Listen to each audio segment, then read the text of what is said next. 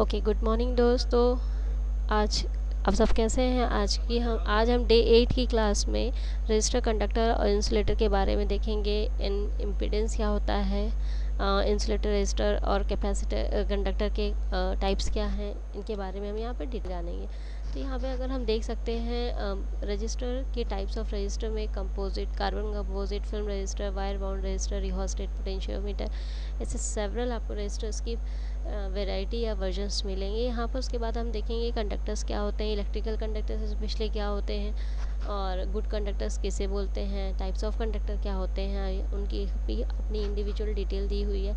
इसके बाद हम देखेंगे इंसुलेटर क्या होते हैं, टाइप्स ऑफ इंसुलेटर क्या होते हैं, ये और इसकी बेसिक कैरेक्टरिस्टिक्स हम देखेंगे। चलिए आगे बढ़ते हैं दोस्तों। रजिस्टर में सबसे पहले तो ये जान लेते हैं, रजिस्टर एक पैसिव कंपोनेंट है जो कि टू टर्मिनल डिवाइस होता है। इसके पैसिव क्यों बोलते हैं इसे? क्योंकि इसके पास अपनी कोई कैपेबिलिटी नहीं होती है किसी भी टाइप का पोटेंशियल जनरेट करने के लिए।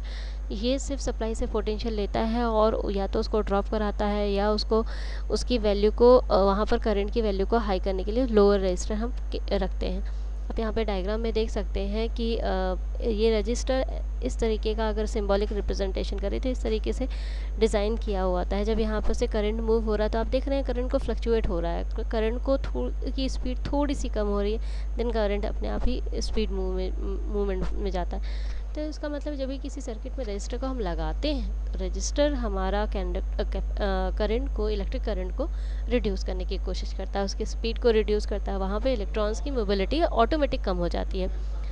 अब रजिस्टर के सराउंडिंग आपको मल्टीपल रिबन्स दिखाई दे रहे होंगे। यहाँ पे मैंने एक रजिस्टर का स्ट्रक्चर लगाया है, सो आप देख रहे होंगे हर रजिस्टर में एक डिफरेंट टाइप की कलर कोडिंग कलर रिबन्स लगे हुए। इन रिबन्स का क्या मतलब है, रजिस्टर की कौन सी वैल्यू कहाँ पर लगानी होती है, इसके बारे में हम देखते हैं। तो सबसे पहले मैंने आपको पहले ही बता के रखा है कि रजिस्टर की यूनिट जो है वो ओम होती है। इसको अगर हम ओम को दूसरे इक्विवेलेंट वैल्यू में कन्वर्ट करें तो ये वोल्ट पर एम्पियर होती है, क्योंकि रजिस्टर का value R is equals to V divide by I होता है। यहाँ पर हम ये देखते हैं कि रजिस्टर की वैल्यू मार्केट में किस किस लेवल पे अवेलेबल है। तो यहाँ पर 1 milli ampere is equals to 10⁻³ ohm का रजिस्टर, यानी 1 मिली ओम का रजिस्टर भी अवेलेबल होता है। 1 किलो ओम, 1 मेगा ओम तक के रजिस्टर मार्केट में अवेलेबल होते हैं।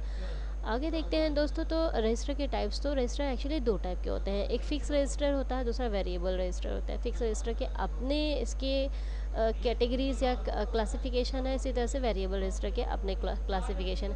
यहाँ आपको डायग्राम दिख रहा होगा, दो डिफरेंट काइंड ऑफ डायग्राम। ये जो इलेक्ट्रॉन्स है यहाँ पर, इसको एक कोई वैल्यू है जो रोक रही है और यहाँ पर से करंट आउटपुट में दिखाई दे रहा है। आपको पता है कि जो rate of flow of electron है वही करंट है, और उस करंट को ही एक्चुअल में जो मटेरियल की इंडिविजुअल अपनी इंटरनल प्रॉपर्टीज़ होती है, वो रेजिस्टेंस होती है, वो उसको रोकने की कोशिश कर रहा है। जैसे कि इस डायग्राम में दिखा रहा है, सेम फंक्शन रजिस्टर करता है।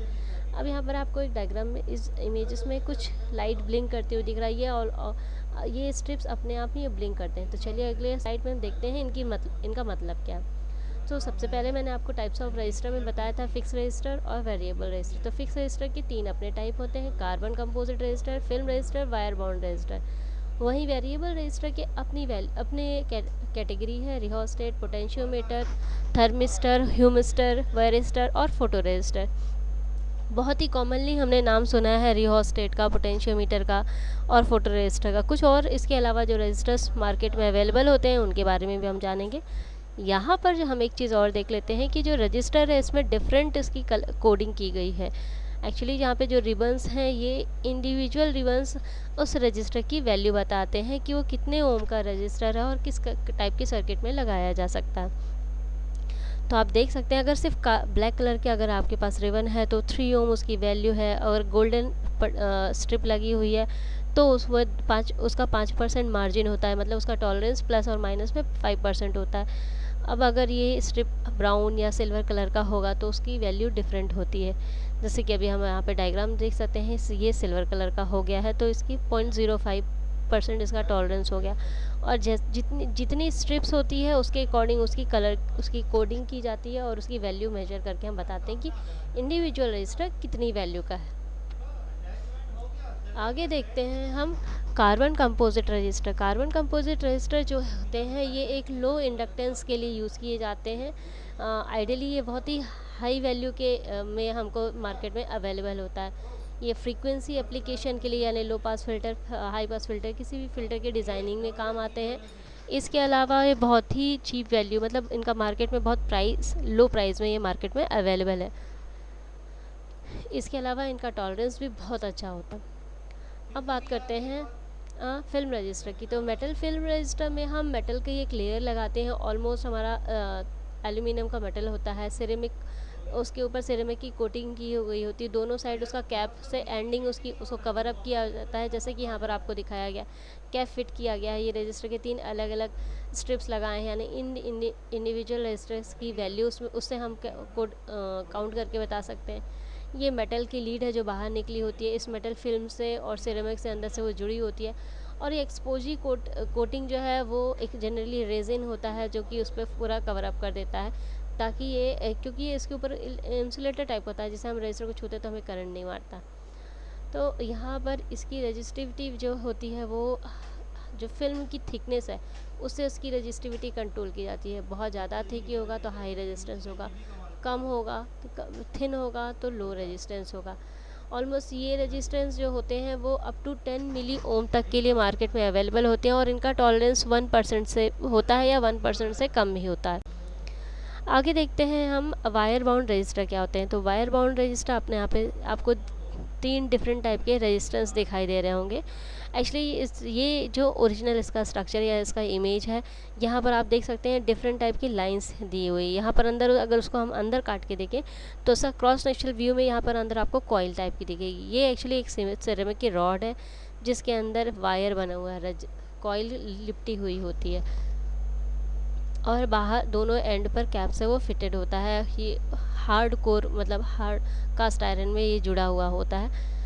ये मेटल अलॉय से मिलकर बनते हैं। सिरेमिक उसमें इंसुलेशन के लिए, यानी हमें करंट के झटके ना लगे, इसलिए उसके ऊपर सिरेमिक की कोटिंग की होती है। और मैंने आपको पहले बताया है राउंडेड वायर इसके अंदर होते हैं, ये एक्चुअली हेलिकल शेप में होते हैं। जब कभी हमें हाई रेजिस्टेंस की वैल्यू चाहिए होती है, जहाँ ऑलमोस्ट 100 किलो ओम तक की वैल्यू चाहिए होती है, और बहुत ही प्रिसीजन वाली वैल्यू, मतलब हमें 0.01 तक का हमें अगर मेज़रमेंट देखना हो तो ऐसी जगह हम वायर बाउंड रजिस्टर का इस्तेमाल करते हैं। चलिए आगे चलते हैं। तो वेरिएबल रेजिस्टेंस में अब आते हैं। सबसे पहले हम देखते हैं रिहोस्टेट। रिहोस्टेट एक वेरिएबल रेजिस्टेंस है। इसमें हम करंट की वैल्यू को एडजस्ट करते हैं।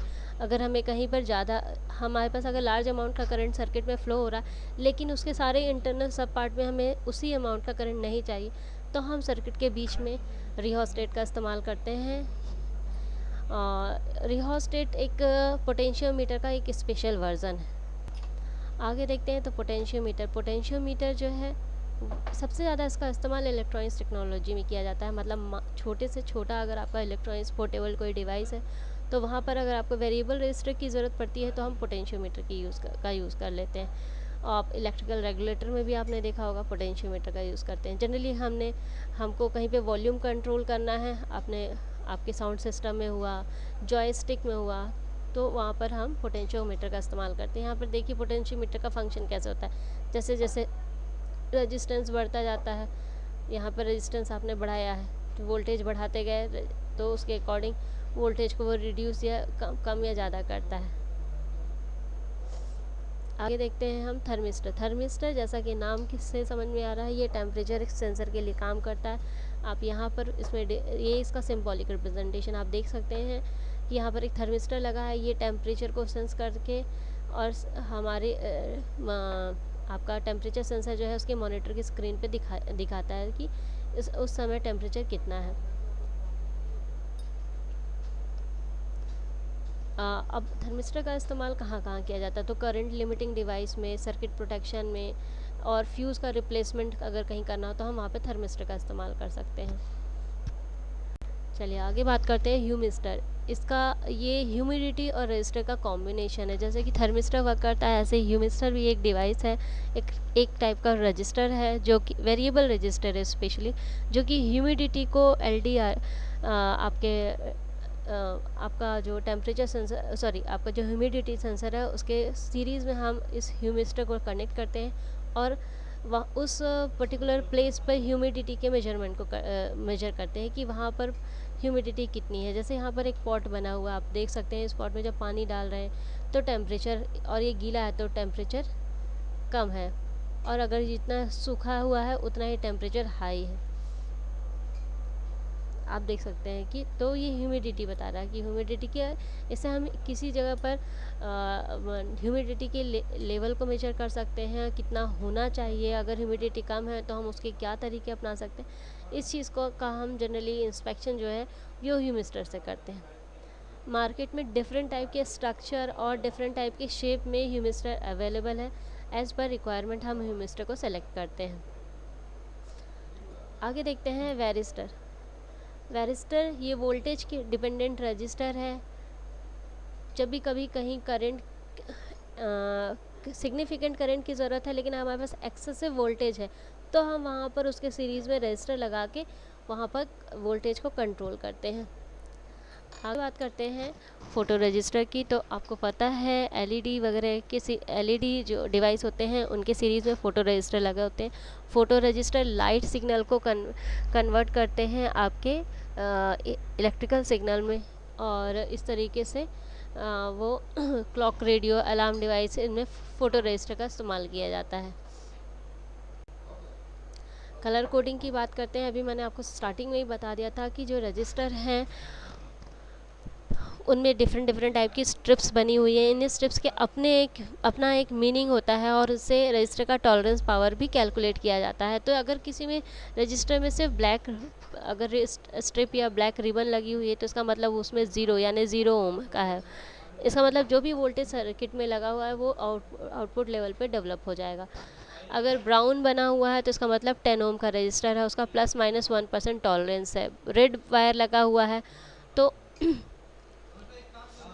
100 ओम का रजिस्टर है, और इसकी काउंटिंग होती है लेफ़्ट टू राइट काउंटिंग होती है। अगर ये दोनों वायर जो एक साथ है तो 1 × 10⁻⁴ और +2 × 10⁻, या +200² ऐसे हम वैल्यू कैलकुलेट करते हैं। तो इसे हम किसी भी रजिस्टर की वैल्यू कैलकुलेट कर सकते हैं। आगे देखते हैं हम carbon composite register. Carbon composite register जो होते हैं ये एक लो इंडक्टेंस के लिए यूज़ किए जाते हैं। आइडियली ये बहुत ही हाई वैल्यू के में हमको मार्केट में अवेलेबल होता है। ये फ्रीक्वेंसी एप्लीकेशन के लिए यानी low pass filter, high pass filter, किसी भी फ़िल्टर के डिज़ाइनिंग में काम आते हैं।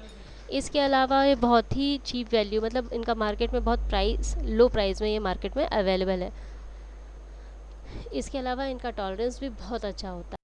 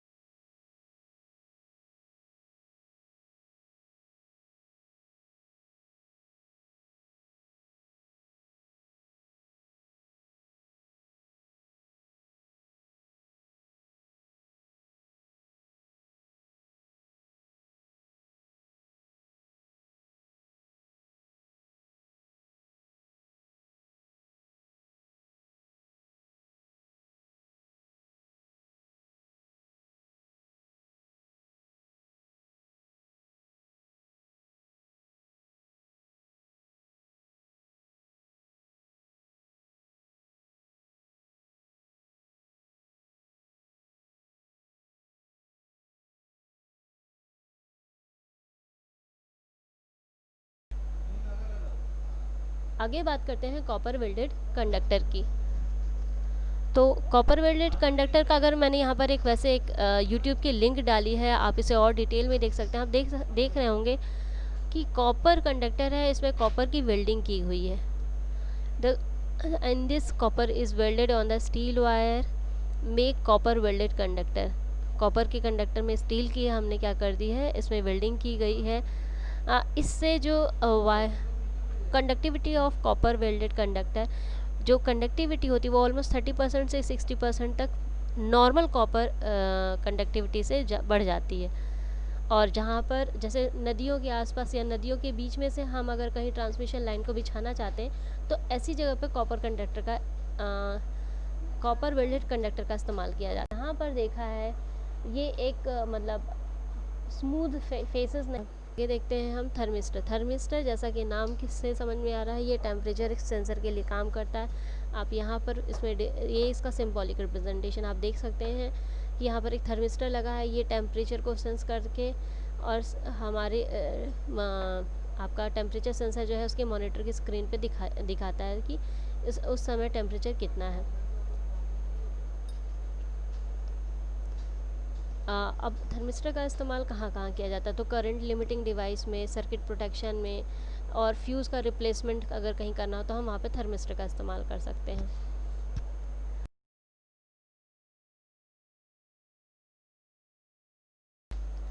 आगे देखते हैं हम एक्सपांडेड ACSR।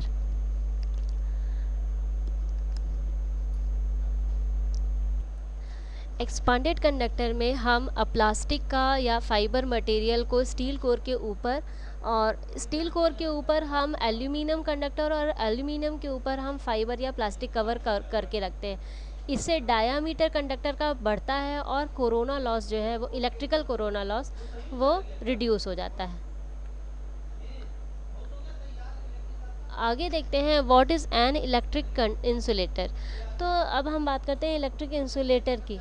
इलेक्ट्रिकल इंसुलेटर वे मटेरियल होते हैं जो जिनसे होकर कोई भी करंट सर्किट में फ़्लो नहीं हो सकता। ये प्रोटेक्टिंग डिवाइसेस भी होते हैं, ये डिवाइस को प्रोटेक्ट करते हैं, करंट के शॉक लगने से हमें प्रोटेक्ट करते हैं। इसके अलावा लीकेज करंट को भी रोकते हैं। ऐसे सेवरल एडवांटेजेस हैं इलेक्ट्रिकल इंसुलेटर के। तो यहाँ पर देखते हैं, आप देख सकते हैं मैंने यहाँ पे एक GIF लगाया हुआ है। इसमें जब कंडक्टर से कनेक्ट होता है, जब इंसुलेटर से कनेक्ट है, देखिए आप यहाँ पे लाइट ग्लो नहीं कर रही है, वुड है, वुड एक इंसुलेटर होता है। लेकिन जब यहीं पर ये वायर हम उठा के कंडक्टर से जोड़ेंगे तो ये लाइट ग्लो होगी। अभी हम देख लेते हैं, आप देखिएगा ये कंडक्टर है, कॉपर कंडक्टर, ये लाइट जल गई।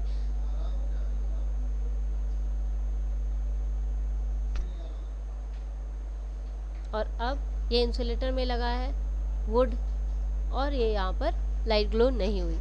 तो आप ये भी देख सकते हैं घरों में जो जनरली वायरिंग होती है, उस वायर को अगर आप खोल के या छील के देखें तो उसके अंदर आपको मल्टीपल कॉपर कंडक्टर या कोई और टाइप का कंडक्टर दिखाई देगा। उसके ऊपर प्लास्टिक की या रबर की कोटिंग की होती है, ये इंसुलेटर होता है।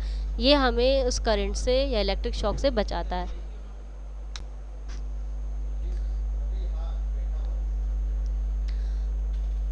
परफेक्ट इंसुलेटर तो मार्केट में या प्रैक्टिकली आइडियली अवेलेबल नहीं होता है, बट फिर भी मार्केट में ऐसे कई सारे मटेरियल अवेलेबल हैं जो कि इंसुलेटर में बहुत अच्छा रिस्पांस दे, इंसुलेशन के लिए बहुत अच्छा रिस्पांस देते हैं। जैसे कि ग्लास, पेपर, टेफलन,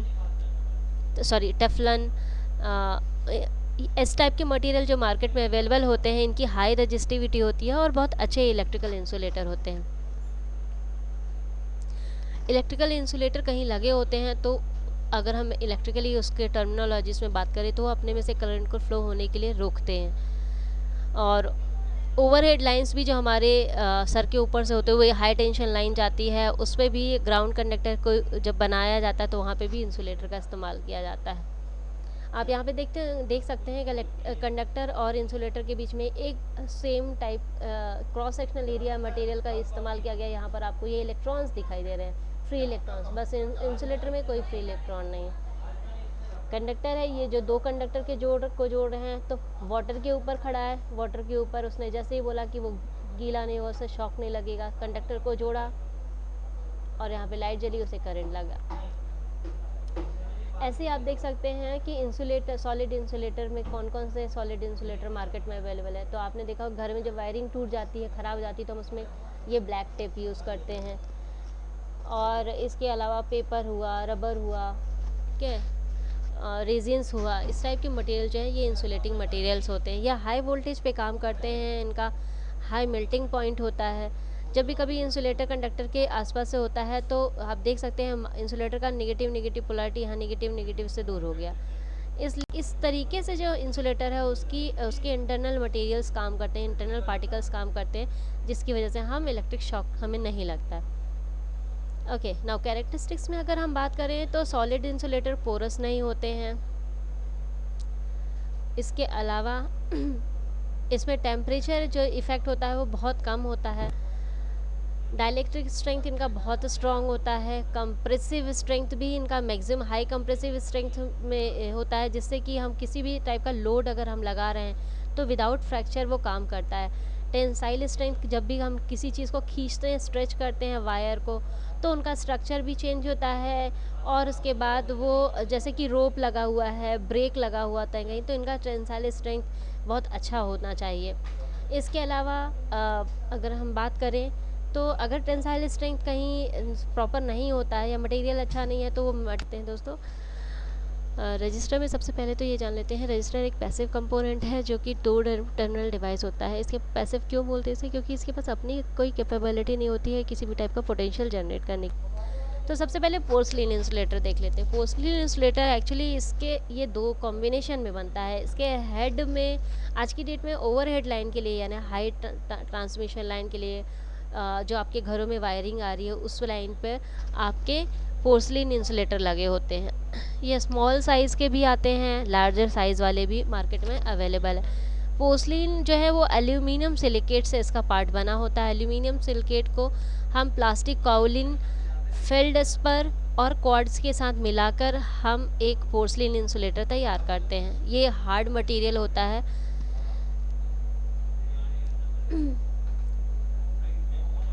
इसके सरफेस पे इसका सरफेस इस तरीके का डिज़ाइन किया जाता है जो ऊपर से उठा हुआ, हल्का सा आप दिख रहे होंगे यहाँ से उठा हुआ, बट नीचे से वो झुका हुआ होता है, जिससे इसके ऊपर सरफेस में पानी नहीं रुकता और ये करंट को ये पानी नहीं रुकता, जिससे इलेक्ट्रिसिटी या किसी टाइप का फॉल्ट जनरेट नहीं होता है।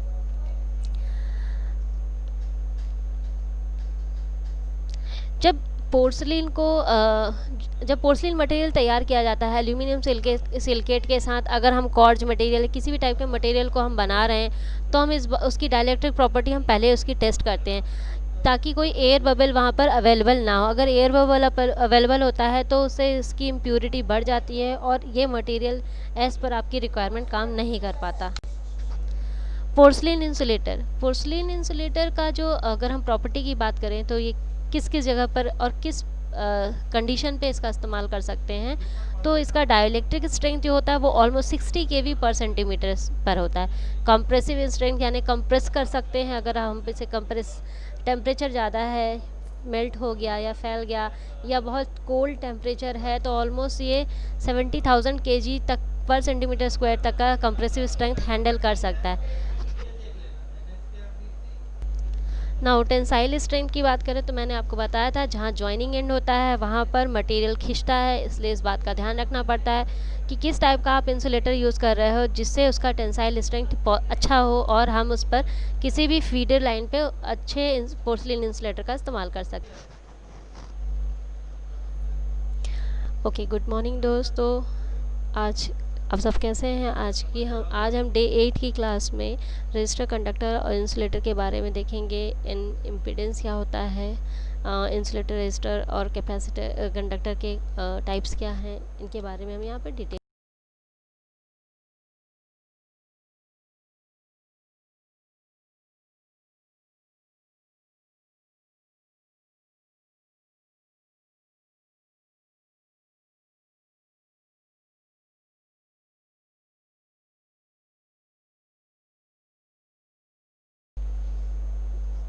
अगर हम इसकी इन्हीं टर्मिनोलॉजीज़ को जिनको अभी हमने पढ़ा, डाइलेक्ट्रिक स्ट्रेंथ, टेंसाइल और कंप्रेसिव स्ट्रेंथ, तो इसकी हम कंपैरिजन हम कर लेते हैं पोर्सलिन से।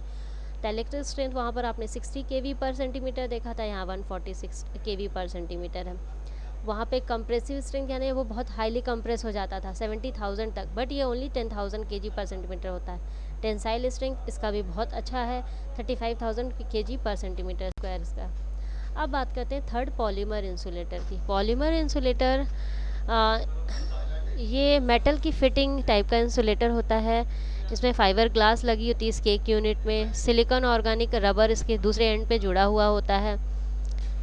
ये लॉन्ग टर्म ऑपरेशन के लिए सबसे और डिफरेंट वेरियस क्लाइमेट में सबसे ज़्यादा इस्तेमाल करने वाला इंसुलेटर है। हाई मैकेनिकल और इलेक्ट्रिकल लोड के लिए इसका इस्तेमाल किया जाता है। और ये कंपोजिट ये फाइबर ग्लास के से और डाइलेक्ट्रिक सब्सटेंस के साथ मिलकर बनाया जाता है। आगे देखते हैं पॉलीमर इंसुलेटर का एडवांटेज क्या है। बहुत ही लो कॉस्ट में अवेलेबल है। पॉलीमर इंसुलेटर आप अक्सर रेलवे लाइन के आसपास देखेंगे, और इसमें हमें इसको एक बार कनेक्ट करने के बाद हमें इसे बार बार इसका मेंटेनेंस नहीं करना पड़ता। लाइट वेट होता है, इकोनॉमिकली चीपर होता है। ट्रांसपोर्टेशन और इंस्टॉलेशन में हमको ज़्यादा हाई मेंटेनेंस की ज़रूरत नहीं पड़ती, इजी होता है, इजीली हम उसका ट्रांसपोर्टेशन कर सकते हैं, कहीं पर भी इजीली हम इंस्टॉल कर सकते हैं। और एक साथ हम अगर कई सारे ख़रीदते हैं, जब हम लार्ज अमाउंट में अगर हम पॉलीमर इंसुलेटर ख़रीदते हैं तो ये ऑटोमेटिकली इसका कॉस्ट जो है वो उसके अकॉर्डिंगली रिड्यूस हो जाता है। पोर्सलिन इंसुलेटर का जो अगर हम प्रॉपर्टी की बात करें तो ये किस किस जगह पर और किस condition. Thank you so much.